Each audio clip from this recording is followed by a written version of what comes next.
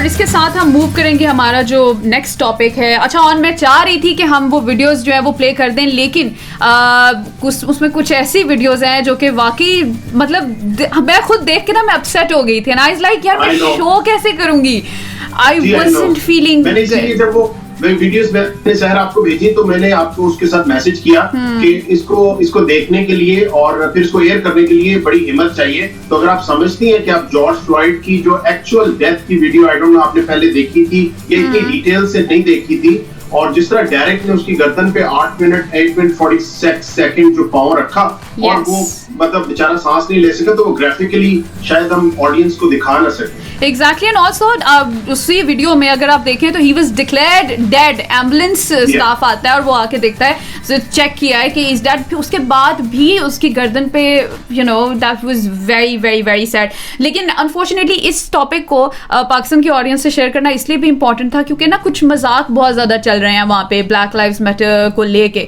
जो कि नहीं होने चाहिए। एंड यू डोंट नो कि ये इशू आज से नहीं बल्कि आप अमेरिकन हिस्ट्री के बारे में तो कितनी हद तक जानते हो। आई मीन लंदन, लेकिन मुझे यहाँ पे 1 साल हुआ है, लेकिन आप जो है कुछ अमेरिका का जो बिहेवियर टुवर्ड्स ब्लैक लाइफ, ये जो कैंपेन आजकल चल रही है, प्रोटेस्ट चल रहे हैं, उससे रिलेटेड क्या देखते हैं? मैं इसके लिए थोड़ा सा बैकग्राउंड में जाना चाहूंगा ताकि आपकी ऑडियंस जो है दे शुड अंडरस्टैंड कि this is not something which developed overnight. इसकी एक कंप्लीट बैकग्राउंड है और मेनी इयर्स बिफोर, अगर आपके ऑडियंस को मैं रिमाइंड करवाऊं कि मार्टिन लूथर किंग एक ब्लैक लीडर थे और उनके साथ भी इसी तरह हुआ। और उसके बाद एक लॉन्ग हिस्ट्री है जिसमें जो ब्लैक कम्युनिटी है, हम उनको अफ्रीकन अमेरिकन कम्युनिटी यहाँ कहते हैं क्योंकि somehow they don't like the word black। तो जो अफ्रीकन अमेरिकन कम्युनिटी है शहर, उनका एक there's a long history। और जो पुलिस है वो अनफॉर्चुनेटली जो ह्यूमन राइट्स के चैंपियन अमेरिका कहलाता है अपने आप को, मगर जब वो होम ग्राउंड पे उस सिचुएशन को हम देखते हैं तो वो हमें चीजें नजर नहीं आती, specially by the American police. और एक लंबी हिस्ट्री है, मगर मैं सिर्फ आपको इतना कह दूं कि the last 4 years of the president Donald Trump का जो टाइम है, इसमें 10 to 15 black people they were murdered by police. So this is not just one person, George Floyd, and this is not something which is overnight जिस पे लोग परेशान हो कि भाई क्या हो गया, एक बंदा था उसको अगर पुलिस ने मार दिया तो कौन सी बड़ी बात है, जो कि बहुत बड़ी बात है। मगर हमारे मुल्क में, पाकिस्तान में आपको पता है कि इतना नहीं उस पे लोग इवन क्राई करते। yes, मगर जी, तो this is not George Floyd. अल्हम्दुलिल्लाह हमें पाकिस्तान की वैल्यू जो है वो हम कभी उस तरह से कर ही नहीं पाए। हमें तो जैसे पाकिस्तान मिल गया, हमने पाकिस्तान में रहना शुरू कर दिया और इनको पता ही नहीं है कि माइनॉरिटीज को किस तरह से ट्रीट किया जा रहा है। बाहर ऐसे मुल्क जैसे कि अभी आप बता रहे हैं कि वहां पे ना तो लॉ आपके साथ है, ना ही कोई आपके साथ कोई खड़ा होगा, ना वहां के लोग आपके साथ हैं। बट स्टिल मैं सरप्राइज थी कि बहुत सारी ऐसी वीडियोज हैं जिसमें काफी गोरे जो हैं वो भी आगे आए हैं प्रोटेस्ट में और वो सपोर्ट कर रहे हैं। बट आई डोंट नो कि इसका रिजल्ट जो है वो आप क्या देखते हैं आगे, कि क्या कुछ पॉजिटिव चेंजेस आएंगे या हमेशा की तरह प्रोटेस्ट होंगे, लोगों को अंदर करेंगे, बंद करेंगे, कुछ को शूट एट साइट एंड खत्म? What do you see? Sir, बड़ा पर्टिनेंट क्वेश्चन है आपका, मगर मैं थोड़ी सी बैकग्राउंड में जाऊंगा और मैं उन लोगों के लिए जो आपके व्यूअर्स हैं जो शायद इसको दुनिया के इंग्लैंड में या दुनिया के किसी हिस्से में भी वो बैठे हुए और उनकी बैकग्राउंड उनको समझ नहीं आती, उनको ये लग रहा है क्या हो गया, कौन सी इतनी बड़ी बात हो गई है। तो जॉर्ज फ्लॉयड जो है, जो कि एक सिक्योरिटी गार्ड था एक क्लब में, वो जाता है 25 मई की इवनिंग में एक ग्रोसरी स्टोर में और वहां जाके वो कोई चीज सिगरेट परचेस करता है, $20 का बिल देता है और उसके बाद बाहर आ जाता है और कुछ ही देर में उसकी गाड़ी पे के पास आते हैं वो लोग जो कि सेल्स पर्सन थे और वो उसे कहते हैं कि आपने ये फेक बिल दिया है। और जॉर्ज ने कहा कि ये दिस इज नॉट ट्रू, ये फेक बिल नहीं है। उन्होंने पुलिस कॉल की। I am just wrapping up quickly. तो जब पुलिस आई और उसमें से ये जो शहर बड़ा इंपॉर्टेंट पॉइंट है, ये जो पुलिस ऑफिसर है डेरेक चुएन, इसका जो बैकग्राउंड है, इसके 8 एक्टिव केसेस हैं रेसिज्म के जो इसके ऊपर जो इन्वेस्टिगेशन चल रही है। So he was known for this thing. और जब ये पहुंचा और इसने जॉर्ज को कहा कि आप नीचे आए, आपने फेक करेंसी दी है, जॉर्ज नीचे आया, उसने कोई रेजिस्ट नहीं किया, उसने कोई गन नहीं निकाली, उसने कोई उसको आगे से अटैक नहीं किया। इन्होंने जॉर्ज को हैंडकफ किया और उसके बाद इन्होंने जॉर्ज को एक पुलिस वैन में इसको धकेलने की कोशिश की। जॉर्ज ने बताया कि मैं क्लस्ट्रोफोबिक हूँ और मुझे जो क्लोज स्पेसेस हैं मुझे एक फोबिया है उससे, और मुझे अटैक भी हो सकता है, तो मुझे आप इसमें ना बिठाएं। तो उसको इन्होंने अपनी जाहिर है एक जो पुलिस एरोगेंस होती है उसके खिलाफ समझा, उसको जमीन पे गिरा लिया। और उसके बाद शहर में एक और इम्पोर्टेंट चीज बताऊंगा कि बहुत सारे व्यूअर्स को ये पता है कि सिर्फ डेरेक ने जॉर्ज के ऊपर बैठ के उसकी गर्दन पे पांव रखा, Whereas हमने एक दूसरे एंगल से क्लिप देखा तो 3 और ऑफिसर्स थे जो वैन के पीछे थे और वो जॉर्ज के ऊपर बैठे हुए थे। Oh my God, मैं वही सोच रही थी कि he is not even able to move, तो सिर्फ एक नेक पे आपने रखा है नी, तो उससे तो इतना, because he was a tall guy, यानी वो कोई ऐसा नहीं था। Yeah, he was a big guy. He was muscular guy, तो उसके बावजूद जब वो मूव नहीं कर पा रहा, तो what is going on the other side? This is very sad. Because people saw one angle, one angle देखा उन्होंने जिसमें सिर्फ डायरेक्ट नजर आ रहा है जो जॉर्ज फ्लॉयड के ऊपर बैठा हुआ है। There were 3 other officers जो दूसरी वैन के पीछे उसके ऊपर बैठे हुए थे।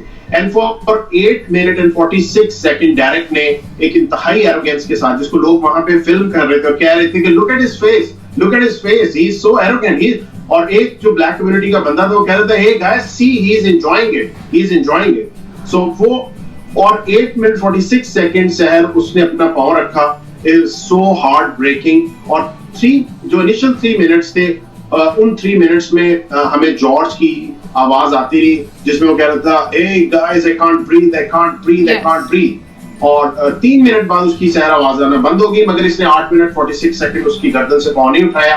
फिर जब एम्बुलेंस आई उन्होंने उसको, जब जॉर्ज को उठाया तो he was no more there.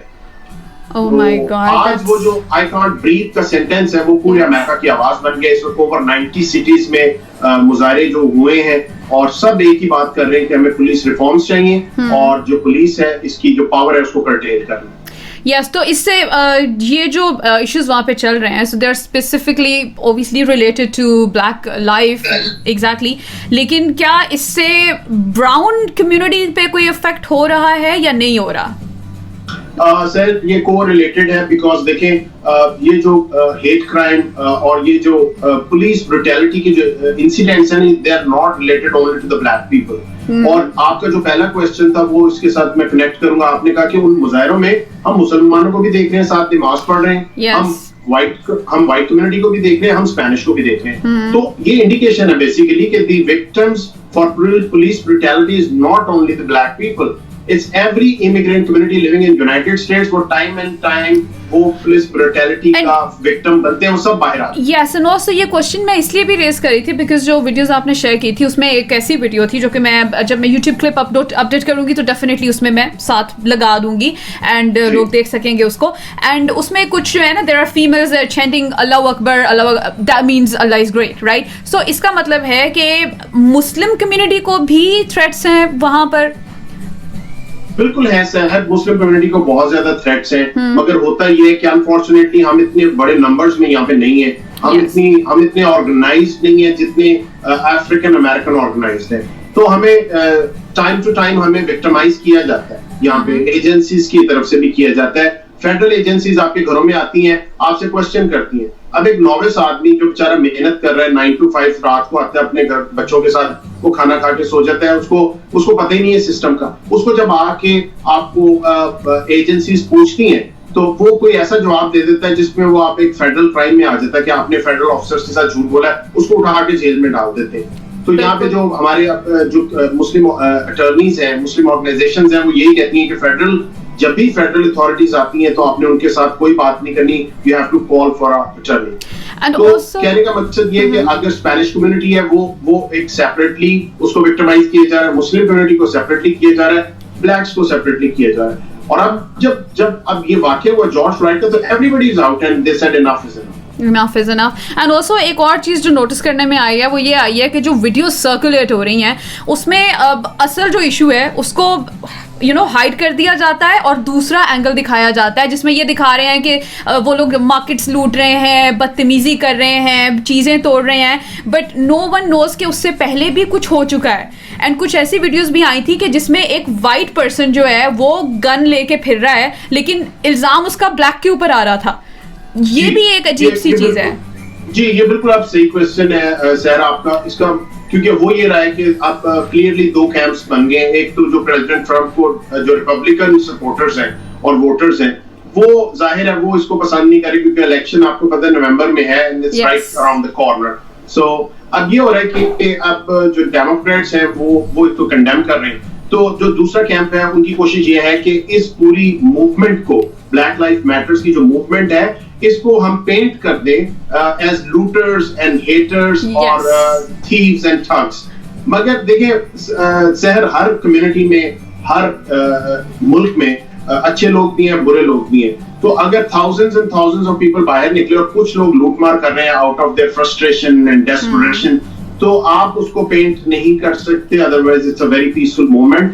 DC में भी बड़ी पीसफुल थी और बाकी शहरों में भी थी. कुछ शहरों में ये लूटमार के वाकयात न्यूयॉर्क, मैनहट्टन में हुए, मगर आप देखें कि आपके पास जो फोटोज मैंने भिजवाई है उसमें thousands and thousands people they are marching peacefully on the roads and they are trying to register their point. तो yes, basically they are using media power, ना सिर्फ मीडिया बल्कि इलेक्ट्रॉनिक मीडिया के साथ साथ सोशल मीडिया का जो issue था वो भी रिसेंटली आपको याद होगा कि ट्विटर का जो अपडेट का इशू आ रहा था, स्पेशली जो ट्रम्प है उनसे रिलेटेड, जब ट्विटर ने उनकी पोस्ट पे फैक्ट चेक लगा दिया था, तो वो इस चीज़ पे because he was promoting violence, हाँ, और वो बहुत नाराज हुए थे. और यहाँ तक कि उन्होंने कहा था कि मैं व्हाइट हाउस में एक और ऑर्गेनाइजेशन बनाऊंगा जिसका काम होगा कि वो कंप्लेंट्स लोगों की रिसीव करे और उसके बाद सोशल मीडिया कंपनीज के ऊपर जो है हम केस करेंगे, क्योंकि सोशल मीडिया कंपनीज को एक तहफ़्फ़ुज़ जो होता है ना वो ओबवियसली अलाउड होता है और वो किसी को भी ब्लॉक कर सकती है, किसी का भी कंटेंट जो है वो. और वो पोस्ट भी हमने लास्ट टाइम रिसर्च शेयर की थी और वो post that was all about कि जी ये सब लूटिंग कर रहे हैं तो ठीक है हम भी फिर शूटिंग करेंगे. And they are not thinking के एक्शन उनका था, दिस इज रिएक्शन, लेकिन इसको वो शो करा रहे हैं कि दिस इज एक्शन एंड हमारा रिएक्शन है कि हम इनको गोली मार देंगे अगर ये इस तरह की कोई हरकत करेंगे. तो completely molding the situation.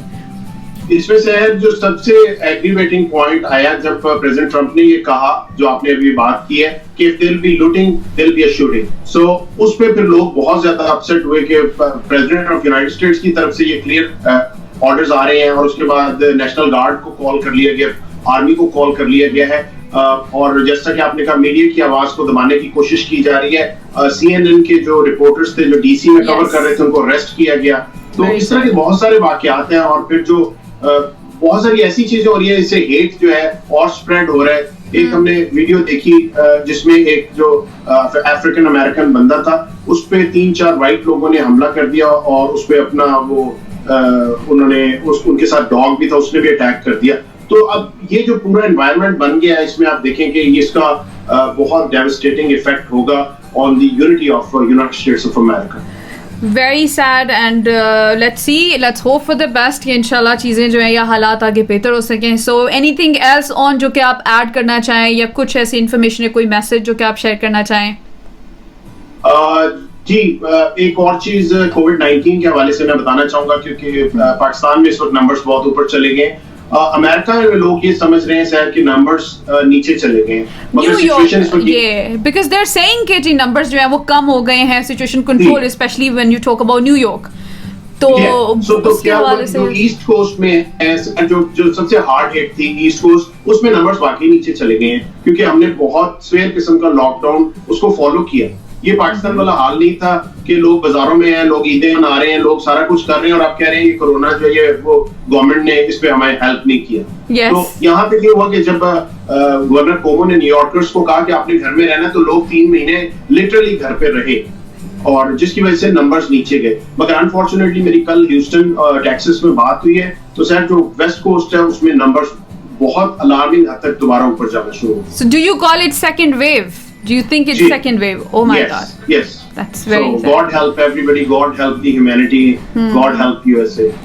इंशाल्लाह. एंड इसके साथ साथ पाकिस्तान के लिए तो सबसे ज़्यादा इंपॉर्टेंट चीज़ है कि प्रिकॉशनरी मेजर्स होनी बहुत ज़रूरी हैं. सो और इसके साथ ऑन अपना भी आप ख्याल रखिए, because I know you are always out for some work coverages जहाँ पे काफ़ी लोग जो है वो गैदर्ड अप होते हैं और आप लोगों को जो इतनी सर्विसेज प्रोवाइड कर रहे हैं कि एक इन्फॉर्मेशन जो है उसको सही तरह से प्रोवाइड करना, that's very difficult. And specially जब मीरा इशू हुआ था, जब मीरा से रिलेटेड जो कोविड-19 से रिलेटेड ही, तो आपने जाके उनको कवर करके लोगों को ये बताया था कि इट्स ऑल फेक न्यूज़ जो हमारा मीडिया दिखा रहा है. So thank you so much Shahar for bringing this up. और उसमें मुझे बहुत ज्यादा क्रिटिसिज्म का सामना करना पड़ा क्योंकि होता ये है जब आप किसी सेलिब्रिटी को कवर करते हैं तो आप भी मीडिया पर्सन है, आप भी माशाल्लाह बहुत अच्छे प्रोग्राम करती हैं, आपको ये पता है कि जब आप किसी वेल नोन पर्सनालिटी को कवर करेंगे तो आप पे लोग अटैक करेंगे कि आप उसके स्टारडम की वजह से उसको कवर करेंगे। The purpose was different. Meera was really struck. आप भी जानती हैं कि वो एक होटल के कमरे में थी और एक फेक पुरानी वीडियो से साबित करने की कोशिश की गई कि जी मीरा जो है वो किसी के घर पे है और ये झूठ है।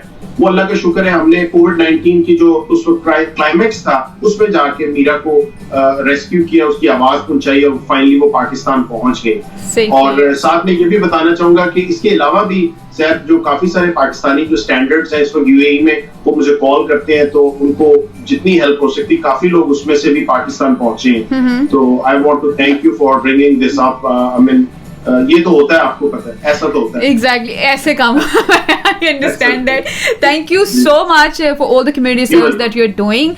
And इंशाल्लाह जो हम आपको दोबारा जरूर तंग करेंगे further updates जो हमें चाहिए होंगी उससे related. So once again, thank you so much. अपना बहुत सारा ख्याल रखें and take a good care of yourself. And I would like to congratulate, mashallah, your program is very unique and people are loving it, people are following it, and keep doing the good work and bringing up these important issues.